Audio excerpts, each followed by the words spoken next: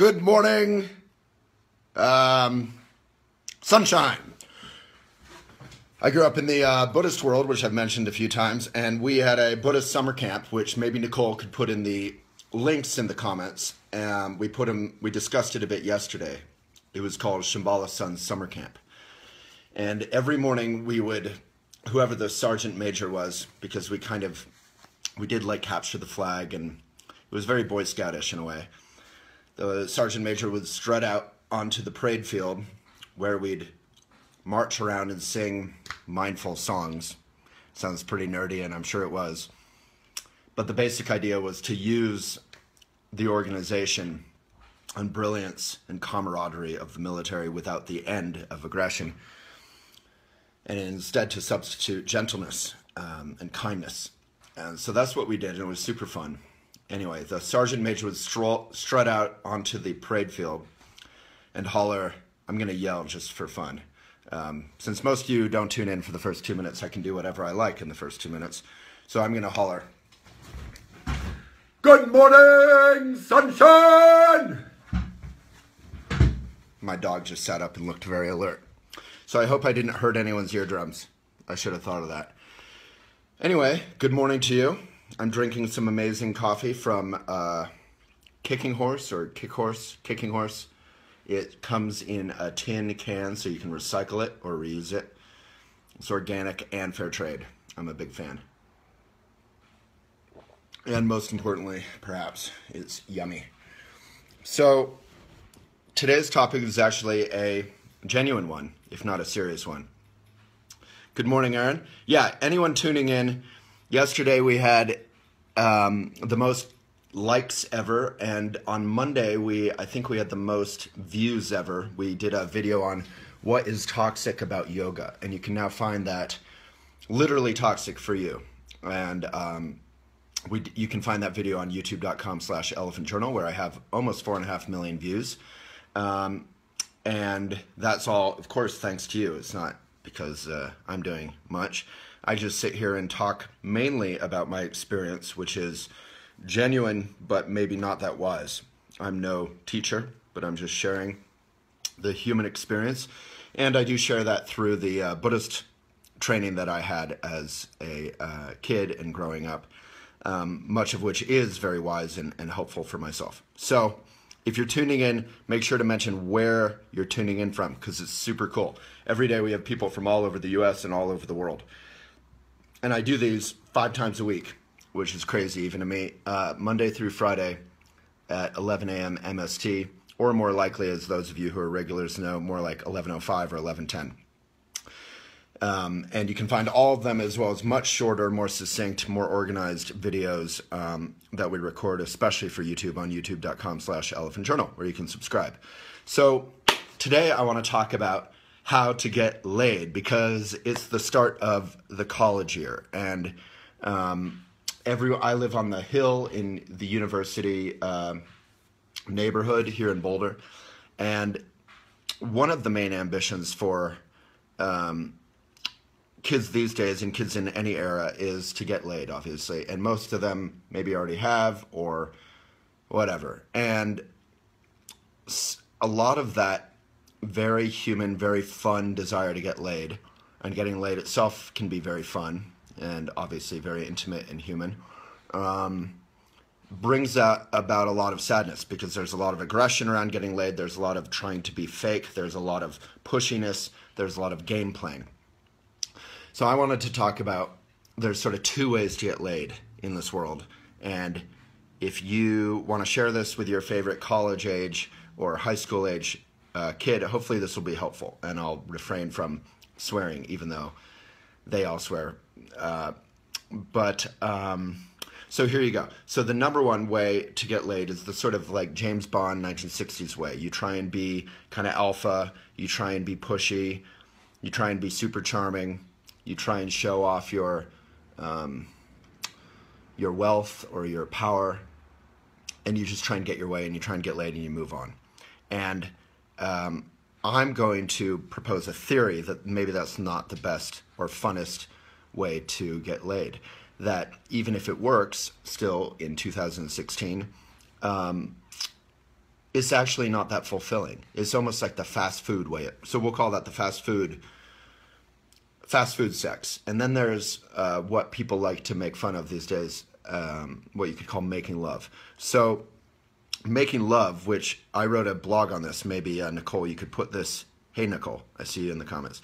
If you can put this in the comments, I wrote a blog in defense of making love, so two of my sort of lady pals were making fun of making love, the term. They were saying, oh, it's such a 70s cheesy term. And I'm sure it is cheesy if you say it in a cheesy way. But news at 11, which is the time we do this video, anything you say in a cheesy way sounds really cheesy. So making love is actually kind of an awesome term, I think, because when you have this intimate, sexy time together, you actually can feel that you're almost like brewer's yeast and, flour and the heat of an oven. You're actually creating love. You're creating intimacy. And that's kind of amazing, magical thing. And so the second way of getting laid isn't through being pushy or showing off or being a jerk or playing games. It's really straightforward. So the other day, and I'm going to talk about how to do that from my experience. And if any of you have tips or questions or comments or concerns or criticisms or experiences, please feel free to leave them in the comments, and remember to mention where you're from. And then we'll do a giveaway from a partner friend of ours. Actually, they're not a partner. We're just doing it for fun because we love them. And then we will do 2 minutes of meditation, as we always do. And if you ever get bored, you can put Redford in the comments, and you'll get an appearance from Redford, who is, right now, I think he feels like people are in my house after I yelled. So he's running around trying to show off his new bone that he has. It's kind of cute. He's my dog. All right, so the other day, a colleague friend of mine was saying that I have a lot of success over the years with beautiful women. And number one, obviously that's not true. For any of you who know me, I'm a bumbling mess. And number two, it's very flattering. And what I said is, I kind of don't really. I honestly have no game. Some people out there have this thing that people call game. I definitely don't have it. Sometimes I'm really charming. Sometimes things go really well, and sometimes they don't. And I have no idea what the difference is. Sometimes, if you looked at me, maybe you would think I had game, and probably more often you would think I'm,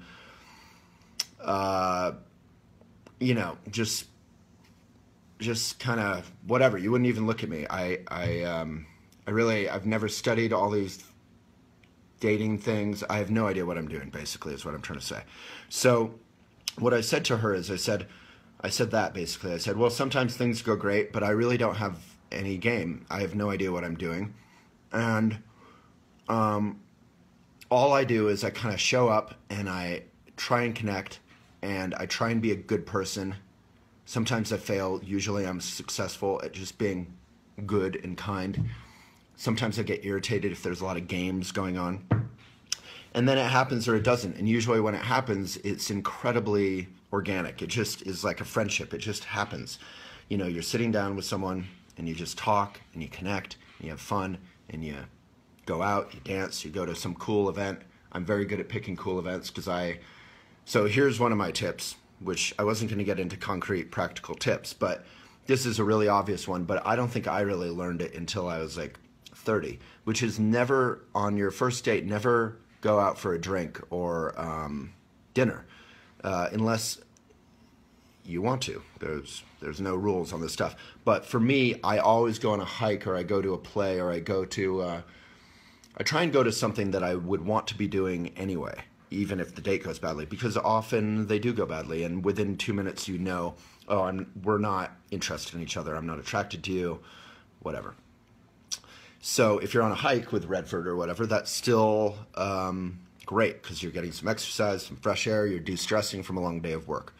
So I think that's frankly about all I have to say, is that I hope that this generation, we can start trying to get laid, not out of aggression, not out of insecurity, not out of showing off, but out of just showing up and being kind, and you know, you don't want to be pushy. You don't want to. You really don't, because even if you get your way, it's not mutual. And making love, you know, as they say, it takes two to tango. So even if you're just dating around, you don't want a long-term thing. You want to leave behind you, as Jesus did in the legends, a trail of flowers, not a trail of tears, right? You don't want to leave behind messed up experiences for people and for yourself. You want to leave behind good relationships. Ideally, you're friends with a person, and it's kind of that simple. So you want to do it by just being yourself. If games are going on, you can give it a second chance and say, hey, I'm not good at playing games. I don't want to play games. I'm not interested. If I text you, just text me back when you can. If this continues, let's just part ways. No harm, no foul. And I've definitely said that many times. And maybe this sounds really obvious, but I guess this was hard-won wisdom for me, which might just say that I'm really stupid. Might mean that I'm just really stupid, but I learned the hard way, and I had some help from friends just saying, hey, if games are going on, no matter how beautiful or interesting or whatever she is, or how interested in her you were, it's just not happening. She's not worthy. She's not growing up. And that goes for guys too. If you're with someone who's playing games, give them a second chance. Just call them on it and say, hey, let's not do this. And if it continues, just you know, find reverse and, you know, respectfully, without any hate or any kind of drama, just get out of there. I think that's my basic advice. I think that's all I got. So now we could go on to your questions and your comments. Hopefully you'll have lots of stuff. And if you don't, then we can do our giveaway. And Nicole, you can put the giveaway in the comments at any old time. It's from our Ella friends over at Wanderlust. If you're in the Fort Collins area, they're doing a mindful triathlon. I don't really know what that means. I'm not really very updated on any of this, but it sounds cool because our slogan at Elephant for 13 years has been the mindful life. Mindfulness is an everyday fun thing. It's not the funnest word, but it's a good thing to get into. Just trying to be present. As I just read this quote in an ad of all places in the New Yorker by George Balanchine, famous choreographer in ballet, and he said, all you have is right now. I love that quote. So that's what mindfulness is. It's remember to turn off the light, unplug your fan when you're not using it, you know, turn off the lights. I already said that. More coffee or less. All right. Kicking horse. God bless. Oh, Karen, you get it. I must be getting boring. Redford. Here comes Reddy. Come here. I'll have to prop him up, so he'll only be with us for a sec. Oh, that is not comfortable being propped up. But there's Redford. So give him a ton of likes and love if you feel like it. Shower him in likes and love, and then we'll let him go. All right. Yesterday was more comfortable because we were on the couch. All right. I am going to go through all the comments and questions, and hopefully you all said where you are. Aaron, good morning. You turned in quick. Tuned in. Lauren, Kicking Horse is the absolute best. Great choice. Yeah, Kicking Horse, I'm super into. My friend Dave Rogers is obsessed with making the perfect cup of coffee. And, you know, hipsters everywhere have this fascination with super light coffee. Kicking Horse, at least the kind we're getting, is super dark and kind of old school and awesome. Corty Cooper tuned in. We love her. She's designing Elephant. Barbara, and you can see a photo of me with Corty in Mountain Sun in Boulder on Instagram.com/Waylon Lewis. She just visited. I met her for, I think, the first time or maybe the second time. Barbara from South Florida. Sunny. Hello. Dawn, good morning. Jenny, good morning. Allie, good morning. St. Petersburg, Florida. Hey, Allie, you have to meet Travis. He's one of our senior editors, and he is in St. Petersburg. And there's a great Shambhala Center there where my favorite teacher, the teacher of the Shambhala Sun Summer Camps, as I was talking about. Nicole, did you put that in comments? Shambhala Sun Summer Camp. Please put that in comments from my blog on Elephant. Anyway, he's there, and he's the best teacher ever, so you should go, you know, go over and connect. Stephanie from Hamilton, Ontario, Canada. Awesome. My mom lives in Halifax, Reno, Nevada. Jennifer, Beaumont, California. Amy, good morning from a hidden bunker underground. Lauren, it isn't morning here, but good morning to you from Palm Bay, Florida. It's all so in the Shambhala Buddhist tradition, they would always say it's always good morning because the sun of human wisdom is always arising and dawning. So that kind of good morning to you. Kitchener, Ontario. All right, I'm going to try and skip all the beautiful comments and get to the ones about the getting laid stuff. Lauren, from a lady's POV, that James Bond approach wouldn't get my pants off. Haha, but I know everyone is different. Lauren, that's because you're probably kind of grown up and mature. But as unfortunately we know, young people everywhere, men and women, are subject to pushiness and game playing and showing off. The kind of peacock strutting around approach, which in its darker ways can lead to things like date rape, and in its lighter manifestations just is, as you said, not that charming. Shelby, intimacy is what it's all about. Aberdeen, Britain, cool. Amanda, good evening to you. Redford, someone, okay. Oh, you weren't bored, that's sweet. Zane, everyone is saying good morning here. I'm going to say good night because it's 10 o'clock wherever you are. 2213, Lori. Okay, I'm not seeing any comments on sex. What is going on? A six-pack and a paper bag type of guy. That's what you're looking for? I like it. Fishing, awesome first date. Yeah, Jenna, I mean, I'm a vegan type, but anything involved in nature and interacting with nature, which of course fishing is, and fishing is far better than fishing in your grocery store for fish. So, cheers to you. SMH. You know you're getting old when you can't remember acronyms. Can't remember. Elaborate, please. I'm a mess. Susan, well, I'm just saying I'm a human being. I'm not some... I think we tend to objectify people who seem... who are out there. If we feel like we have no particular game, we know ourselves. There's this great quote. Since I'm not being eloquent, I'll just borrow this quote. We judge ourselves based on our own behind the scenes. We know what's going on. And we judge others based on their highlights. That's a particular danger with Instagram and social media. So even if I'm out here and you're judging me based on what I choose to share on Instagram or Twitter or Facebook or whatever, I'm still a mess in a fine way. I'm a human being. We all are. Sylvia, just love. Great tip on first dates. Yeah, so I have a blog called something about Shakespeare or something. Nicole, if you can find that, it's tips for great first dates. That has a lot more in it. Jenna, I don't know what you mean. Jody, I've sworn off sex-only relationships at this time in my life. Any love or at least caring to be included. That's just where I am right now. Yeah, Jody, that sounds fantastic. That's great. Sorry, I'm trying to block the number. Right now there's 207 of you on live, which will equate to about 10,000 people in the first hour and then 20,000 in the second hour. And I don't want to think about that stuff. I want to think about you. Yeah, so Jody, I think we tend to get really too tight or too loose about sex. You know, the Buddha said his advice about life generally was not too tight, not too loose. He gave that advice to a musician in terms of, he said, how would you tune your guitar or whatever it was? And the musician said, not too tight, not too loose. And the Buddha said, live life that way. So nothing is wrong with sex. We don't have to wait to have sex. You can if you want, if that's your religion or your style, but we just need to listen and pay attention to ourselves and what feels good for us, and that's fine. You know, blog I mentioned every single time is Maitri, and Nicole, if you could put that in the comments. It's really about treat yourself. It's really about kindness toward yourself. Alrighty, all we have is right now. I know, I love that quote. Aaron, this topic has been on my mind a lot lately. What, sex? On your mind a lot? Sex is always on my mind.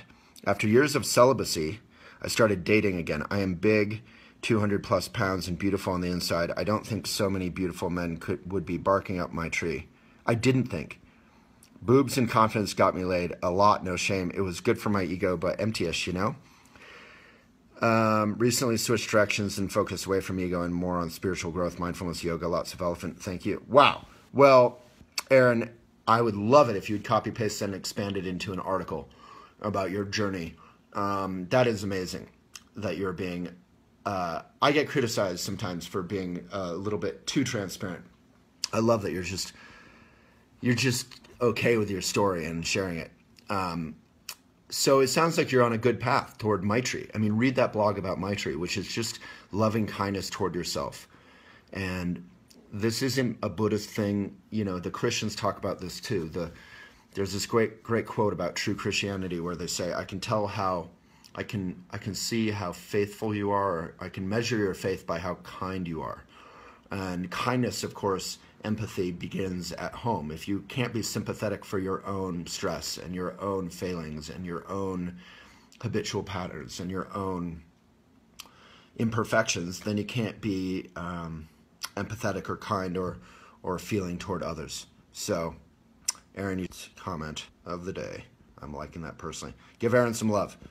All right, Karen. Yeah. All right. Yeah, thank you. I can be boring, but Portland, Oregon, Salem, Oregon. I want to move to Oregon or Vermont, kind of. Sonoma. Hey, I thought it was cutting off on me. We're on really good Wi-Fi, but something happened. Who knows? All right, I'll continue going through comments if you're all still here. Are you still here? If you are here, give me a little boost by saying, yes, I'm here, or commenting, or just like it, or something. Just give some signal while I try and cover the number. I don't want to see the number. Is anyone there? Can't tell. All right. Oh, I see a couple likes. Yeah, it seems like it. Awesome. Thank you, guys. Traverse City, Michigan. All right, from Melanie. Great question. I had no self-esteem when I was young and was always the backdoor girl. I'm now happily married for 17 years. Melanie, tell us how, why, your journey. That is wonderful. Amy, not a hidden bunker. I was just teasing because you didn't say where you were. Sonoma County, I wouldn't mind moving there either. Melanie, just my word of advice. Teach your kids strong self-esteem so they don't become that backdoor girl or guy. Beautiful. Yeah, I mean, self-esteem, my mom, it's funny how you can teach self-esteem. My mom always said, or something, she's just taught me that I was intelligent, and somehow I believed her. And then I read a lot, and then I expected myself to do well in school, and then I did do well in school, and then it all went from there. Anyway. Kenzie, the best part of intimacy. What is it to me? It really is when it's genuine, and that really takes both people, sort of that George Balanchine quote, being in the present moment. You know, when you're just completely, I think the best part of intimacy is love from that point of view. I remember my very first love when we were in bed together one time, and we were just looking at each other, and I think we were pretty close to each other's faces, and just looking at her eyes and her looking at me and having it was like we had no thoughts or distraction. We were just completely present and not trying to hide or get away or anything. And, that was that feeling, that was love. And, I've only had that a few other times, that complete presence with another person. And I think that's what intimacy is all about, is kind of it leads to that. And, if you're not playing games or anything, it can lead to that. Sorry, I can't cover this number. Facebook. All right. Well, that was mostly a sweet answer until I got distracted, hopefully. All right. Nobody I love ever loves me, and everyone I meet lives across the sea. UK, true poem. Wuthering. So, is that a poem by you? Is that your experience, or are you just quoting? If it's by you, obviously, the best advice is to read Maitri and practice Maitri, and it's difficult. Tonglen, meditation, you have to journey the path to liking yourself. When I was young, everyone told me to shut up all the time. I lived at this serious, quiet Buddhist meditation center, and I was a nutso, just your typical kind of 14-year-old. I was running around the halls trying to dunk. I love basketball, trying to dunk on the ceiling, and these people looked at me. They're like, I'm spending a year at this Buddhist meditation center, and this damn kid is ruining it because he's loud and he listens to music, and he's hyper, and he's not here to meditate. And so I went through a full year of everyone just telling me to shut up in every single room I ever went into. And that gave me a couple issues, maybe, which was sort of like not really being a little bit ashamed of my boldness or my brightness or my loudness, which is a part of who I am. And it took me a couple years to really be mostly okay with that. And it's still a bit of a journey, but I'm pretty okay with it. And it took a sort of healthy arrogance, a sort of humble arrogance, which I know is a contradiction in terms, to just say, this is part of who I am. I'm okay with it. If someone has a problem with it, number one, I could probably tone it down, and that's okay. There's no harm. I could be thoughtful. And number two, if I'm not bothering anyone, then maybe it's just their issue. That's all it is. All right. But what did that have to do with anything? Oh, just embracing yourself, loving yourself. And then, there's a wonderful quote about that in this book I wrote, Things I Would Like to Do With You, about love. And you can get the book if you'd like to. It's super eco, printed in the US, and plastic free, unlike most books. But Nicole, if you could leave a link to the book in the comments. But there's a quote in there that I quote all my favorite quotes about love, about a particular kind of love, a genuine, mutual love that allows room for independence and creativity. Not a clingy, claustrophobic, kind of controlling love. So there's this quote in there that says, we spend so much time looking for love instead of looking to make ourselves into someone who is worthy of love. Something like that. Shake my head.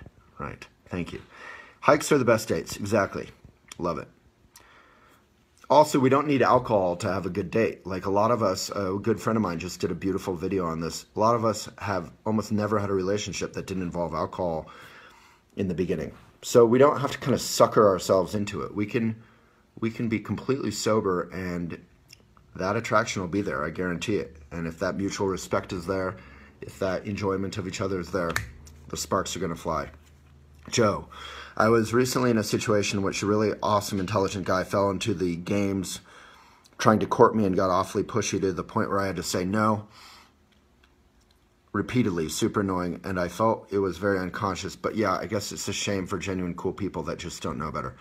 Yeah, and Joe, maybe he learned a little bit. He probably just got really excited about you, and that's sort of the Buddhist thing, is we tend to cling to what is good in life, and then we lose it. And we push away what is bad in life, or difficult or troubling, and then it becomes bigger. So that's passion, aggression, ignorance. Passion is clinging, aggression is pushing away, and ignorance is anyone who doesn't affect our ego, good or bad, we just ignore them. So those are obviously the three fundamental neurotic habitual patterns in Buddhism. They're not good things. And the way to reverse that is Tonglen. So Nicole, if you can leave Tonglen in the blog. It's a practice that's been done for thousands of years, and it directly reverses that. And the blog Tonglen, if you know Tonglen already, has videos by Pema Chodron and such in there. A wonderful teacher. All right, I'll just do another plug. I did a whole bunch yesterday, but for Wanderlust, if you're in or around Fort Collins, Mindful Triathlon, it's in the comments. They're friends of ours, and we just want to give them some shout out. So Mindful Triathlon probably involves 1/3 yoga, 1/3 fire spinning, 1/3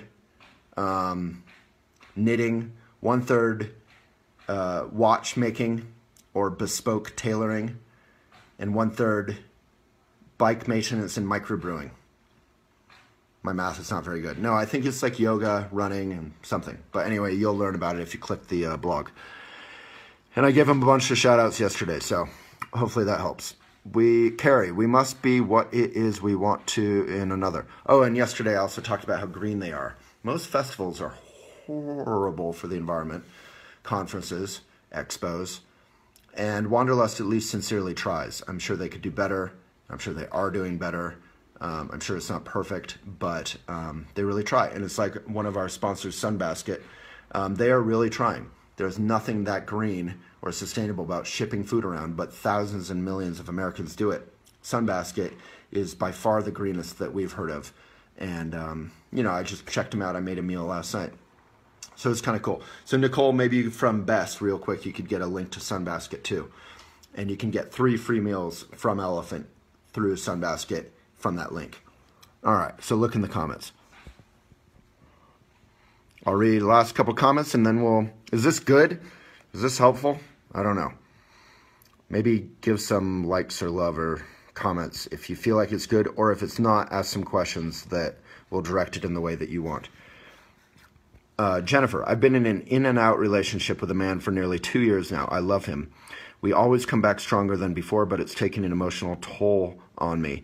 Sometimes I think leaving for good would be the best for me, but I know I'd miss him and the sex. So Jennifer, yeah, I mean, that's a difficult one without knowing more. But if there's fundamental kindness, it's worth sticking with it.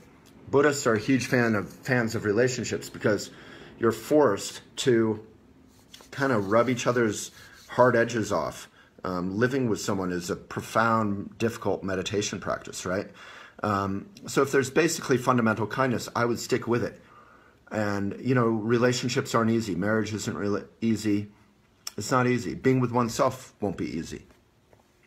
But if there's a lack of kindness, or there's a fundamental reason you're having these repeated difficulties that you don't think is workable, then, you know, you can either say, I'm going to make it workable and work it out. Let's do it. It's worth it. Or you can say, for my own self-kindness, I'm moving on. All right. Yeah. So Sarah Watson, you have the same basic question. Wondering, how do you know when it's time to leave or try harder? I would say kindness is the fundamental measure. You can have all kinds of difficulty, but if you're fundamentally kind, obviously if there's no abuse or anything happening, you know, it's probably worth trying to work it out. We have a blog on that exact subject, leave or try harder. Nicole, if you could put that in the comments. Yeah, sorry about the broadcast getting interrupted, but it came back just when I was about to give up. Voluntary relationships. Susan, say more. I have no idea what that is. I mean, as opposed to what? As opposed to arranged marriages? Voluntary relationships. Yeah, I just don't know what that is. Oh, thank you, Vicky. Flattering. I'll take it. From Philly. There was a girl who lived in Philly who I had a big crush on. But I've never been to Philly, so I always think of her when I think of Philly. Oh, backdoor girl is, you are used by so many guys. Never the number one, just the booty call. Yeah, well, using, I mean, is the key word there. Like, it's not good to use anyone ever in a relationship. It needs to be a mutual, respectful friendship. So I'm glad that you've traveled that path so that you feel like you're not getting used, and that you're not worthy of getting used, or you're not, you know, you are worthy and you shouldn't be used. Sorry, I need more coffee. Your parents can make a very, very big impact on my life. I wish my parents taught me self-love and confidence. Well, I only had my mom, and she did her best, and she was far from perfect, but she was so kind and so fun, and we were so broke, and we just did all this free stuff everywhere, went to the library, whatever, for movies. It was amazing childhood. So shout out to all single parents out there who are doing their best. Andrea, the rest of your comment is beautiful. Love it. Christine, you're reading my book. I hope you're liking it. Thank you. I'll give you a little like. Yeah, check out my book if you feel like it. The last guy I dated was so spiritual and amazing. This is from Kenny. He set the bar very high. It's been almost a year of no dating by choice. Have yet to meet anyone who is worthy. I've been told that I'm intimidating. I want to attract someone who isn't intimidated by me, but who embraces me for who I am. I know that what is for me will not pass me. Yeah, Kenny, I would just say, you know, the intimidating thing could be because you're quiet, or because you're very strong, or, you know, sometimes shy people can be the most intimidating of all because they seem like they have everything together and they don't. They're introverted. There's this joke. There's a blog on Elephant about Don Draper from Mad Men's, his like dating tips. And one of them is don't say anything ever. He just stares silently at people. So check out that blog. It's super funny. Nicole will put it in the comments, I hope. Thank you, Nicole. So basically, the only thing I would say is put yourself out there. If you want to be with someone, put yourself out there. It won't just magically happen. I didn't date for a year a couple years ago. And at some point, I became so comfortable in not dating and being alone that a good friend of mine who used to encourage me to date less ironically, said, "What's wrong, Waylon? You need to put yourself out there." So I did, and, you know, there was a happy ending. We had lots of fun, everyone. All right. I'm mostly okay with myself. Yeah, because if you're perfectly okay with yourself, you're either lying or you're a saint. The best we can hope for is genuine, general kindness toward ourselves.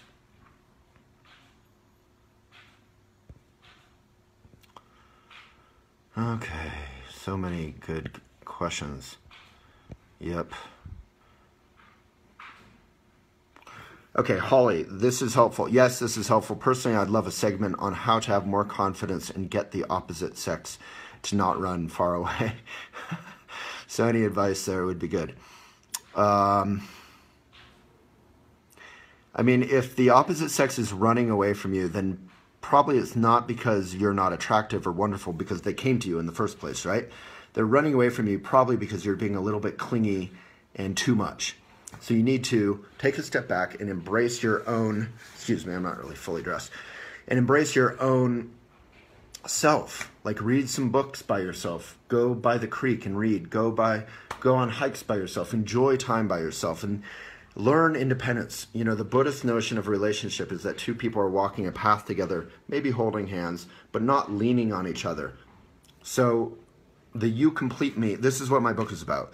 The you complete me notion of relationships is fundamentally dangerous, because you're going to, while it sounds sweet and romantic at all in Jerry Maguire, it's not. You need to be an adult, independent human. Then, with a little space between you, you can appreciate one another, have humor, have a dance.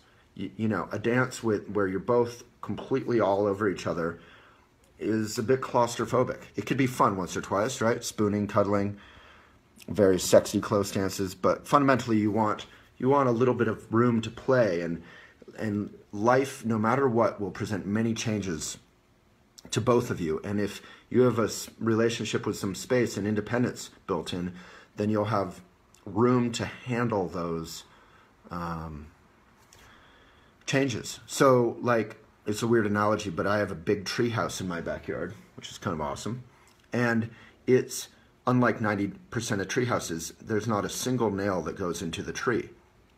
It's built on its own legs up around the tree. So when the tree waves with the wind, we have these powerful Chinooks in Boulder, Colorado that blow roofs off houses.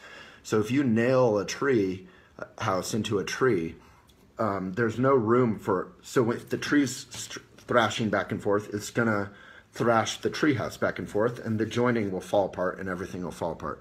But if there's a space between the treehouse and the tree, when the tree waves back and forth, it doesn't really affect the treehouse. So that's kind of how a relationship is. If you want to be able to handle change, you have to be kind of built for change. That's also how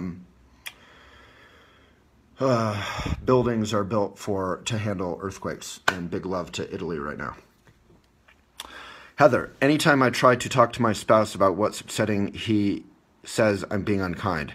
How to express when I'm upset with him without him thinking I'm being mean? That is an amazing question, and if I knew the answer to that, I could make $1 million. So basically what I would say is, he sounds a little bit immature. Sorry, buddy. But we're all immature, so that's not that bad. It is on you to try and communicate it in a constructive, loving way. In Buddhism, they say Trungpa Rinpoche would say the spouse is the fundamental, the messenger of the phenomenal world. So your spouse is the only one who cares about you enough to give you the good news and the bad news and the constructive news. Friends, you know, if they see you being annoying, they may not bother to communicate because it's difficult to communicate hard things. So you're actually doing him a favor. So don't view your criticism as a negative thing. Criticism can be positive and helpful so that we stop repeating unfun habitual patterns, right? But you, for your part, need to try and express it in a genuinely constructive way, not in a patronizingly constructive way. Like, you know, this one thing you do is a little bit la la la. It needs to be sincere. It needs to be like, hey, Johnny, when you, you know, don't do the dishes, or you don't respond to me when I ask you a question, it really it has an impact on our household, or has an impact on me. And I just want you to know, I think you're a lovely guy, and I want to have a lovely, I don't know, try and frame it within a positive framework. That would be my advice. And good luck, and report back. Honesty is the most important, Melanie. Well said. Snow Birdie, do you believe relationships are a reflection of where you are right now in your life? I think generally they are. I think everything that's going on in your life is a reflection of your life. But sometimes you could be in a rut. Sometimes you could be lonely. Sometimes you could be super happy. And it may not have that much to do with where you are at in your life. It may just be kind of luck of the draw. You know what I mean? Or bad luck of the draw. So not necessarily. I think a relationship, if you're in a relationship, they do offer you a real mirror and reflection of your life. But if you're dating randomly or you're alone, that could just be what's going on, and that's fine. All right, strong yes, shy no, haha. Cool, Kenny. Well, I'm just guessing. That's all I do.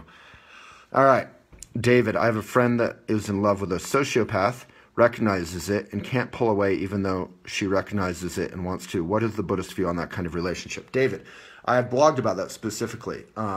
So Nicole, maybe you could search for dating, crazy, that kind of thing, and put up a couple helpful blogs by myself or others.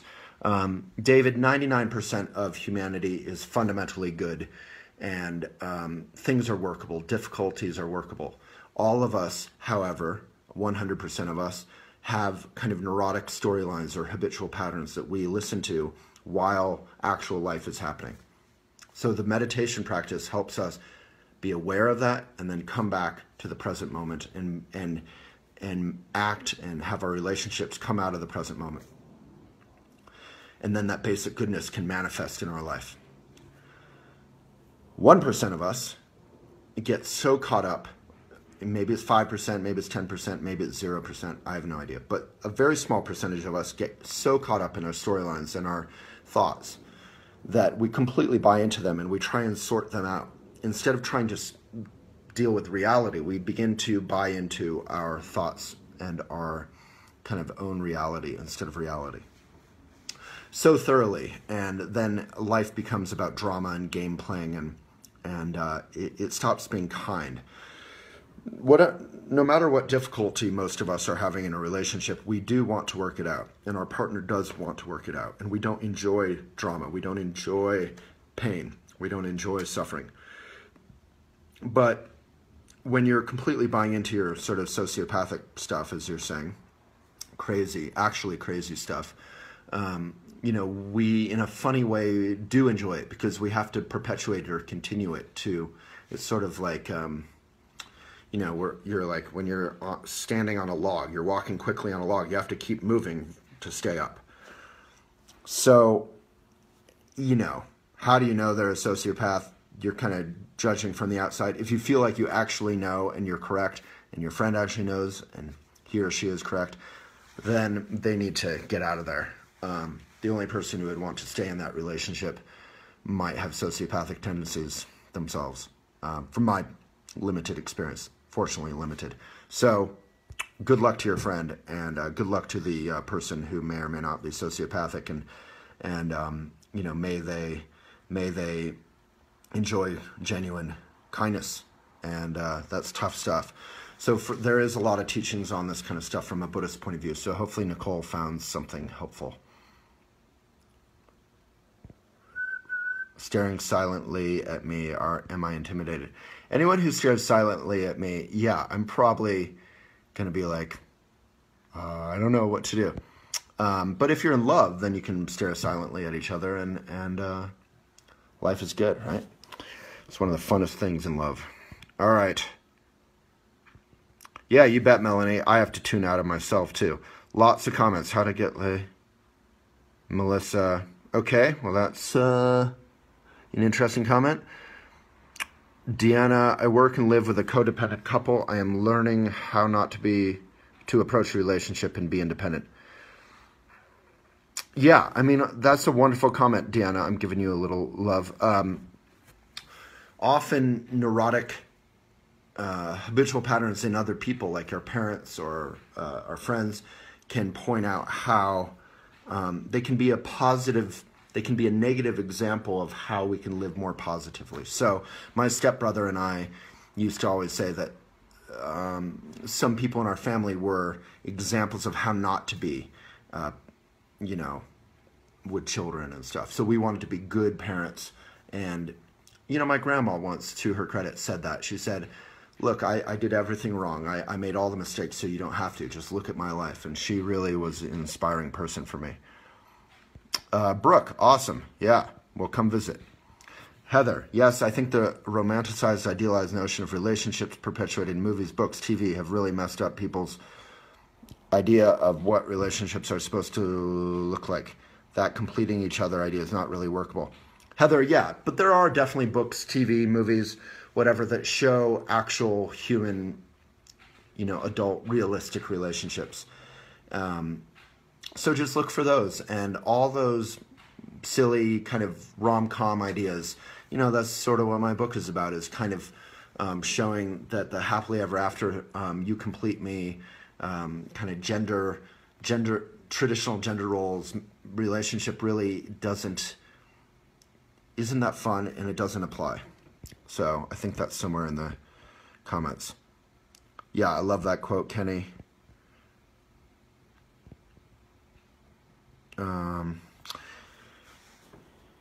I get labeled anti-male, which is not the case. I believe I am learning how to be independent, which is responsible and healthy way to approach future relationships. Yeah, there's nothing anti-male or anti-female about, or anti-loved one about wanting to be independent. Independence isn't a brittle thing saying, I don't want to be with people. Independence is saying that you're practicing Maitri, which is in the comments, that you're okay with your messy self, and that you have a sense of humor and affection for yourself. And that is a wonderful foundation on which to build a relationship, if you so choose. Wonderful comment, Deanna. Estella, thank you. Yeah, we'll put that link in the blog. Nicole, if you can remember to put that link in the blog, that would be great. Plus all the links, Nicole, like to things and the other blogs I'm mentioning would be great. Just put that in the comments. Alrighty. Yeah, Michelle, thank you. Yeah, I love doing these too, strangely. So it's a huge commitment of my time. I'm incredibly overwhelmed in terms of my workload, but this seems to be really worthwhile. For now, Facebook at some point will turn Facebook Live off or whatever, and then you can subscribe to youtube.com/Elephant Journal, where we do this anyway. And if you want to support Elephant Independent Mindful Media, we are independent. We're not trying to sell out to the man, unlike 99% of media. Get our newsletter. It's free, elephantjournal.com/best, because it is our best stuff. Yeah, Aaron, exactly. So hopefully Nicole put in some sociopath and empath. But I wanted to put some, Nicole, from a Buddhist point of view, which is a little rare. Instead of labeling everyone as a sociopath or an empath, we all have tendencies in both directions, right? Okay, a lot of comments.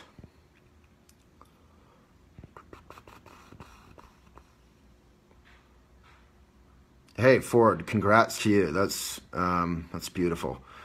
I'm 24 now, and we just got married in April. However, we got over a lot during dating.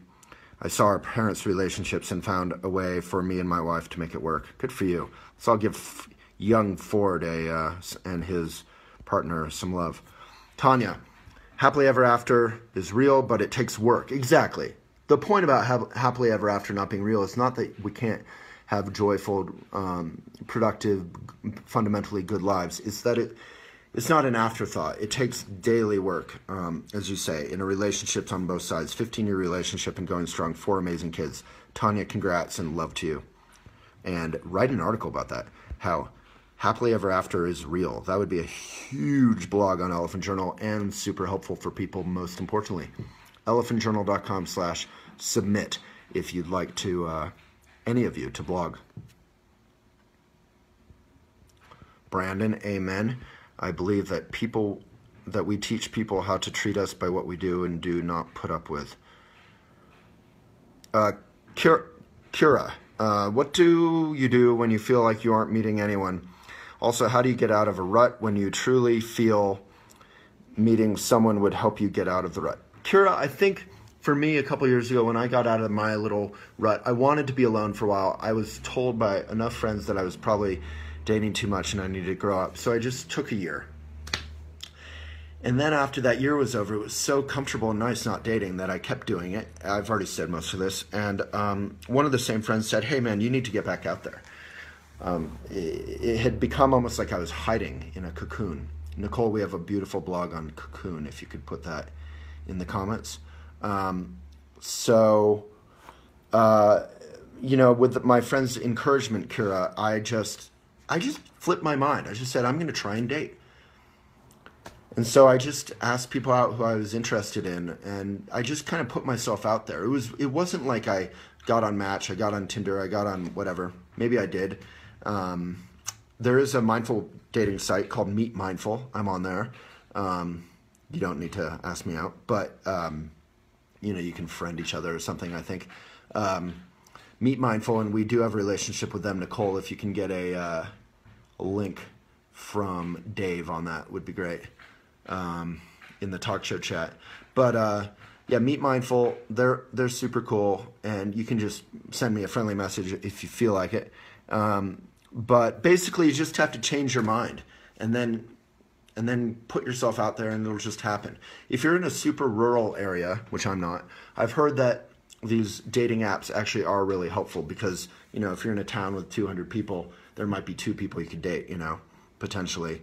So maybe you need to use Tinder or whatever to connect with all the neighboring towns. So that's actually kind of interesting because I used to live in Vermont, and man, if I moved back there now, it would be crickets, you know, in the country which I loved, near Carmicholing. All right, I think we're done. One final shout out for Wanderlust, Mindful Triathlon in Fort Collins. I think we have 10 free tickets to give away in the comments. If you have any final comments or questions, go for it. But basically, I hope that everyone will take to heart that there's 2 ways to get laid. One is by being an immature, pushy jerk off, and one is by, or playing games, and one is by just showing up, being straightforward, being respectful, being kind to yourself, knowing what you deserve, and, you know, it's basically like a friendship that you have a little bit of attraction and passion mixed in with, and the best friendships, of course, cannot be founded on pushiness or aggression. Alrighty, I hope that's helpful for everybody, and we got to meditate for a minute. So anyone who wants to stick around, let's meditate for 2 minutes. So I'll provide a little instruction, and then we'll bow out and be done. So take a good posture. This is a meditation you can do first thing in the morning, last thing before you go to bed. If you ever have insomnia or difficulty sleeping, or if you're doing work in your dreams or doing some sort of habitual neurotic pattern, meditating right before you go to bed is very powerful. If you wake up and you're with your phone in bed, naughty, meditate before you get back into the to-do lists of your life. And enjoy the spaciousness of being alive. Okay, so take a deep breath. Relax, take a good posture. And relax, eyes open, down about 45 degrees.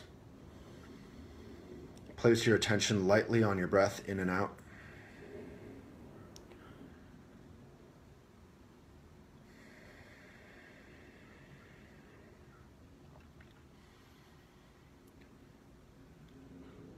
Hands can just be flat on your thighs. Attention lightly on your breath in and out.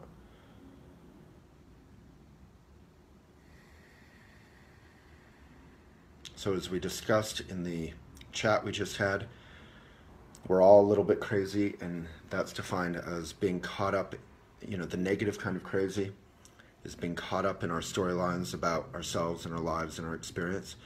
So if you find yourself thinking about lunch, about your weight, about an argument you've had, about work you need to do, about a relationship, about anything, you can label it thinking without judgment and return your attention to the breath. And that is the meditation practice. So let's try that for a minute. Breathe in breathe out.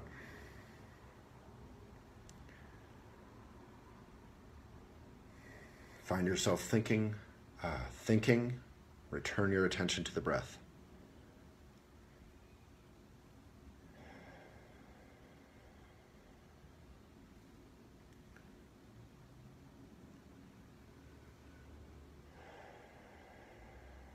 And Nicole, if you can leave the Dalton letter, meditation, Trungpa Rinpoche, in the comments.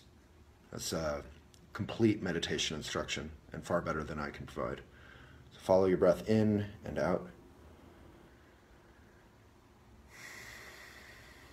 Find yourself thinking, just label it thinking, and return your attention to the breath.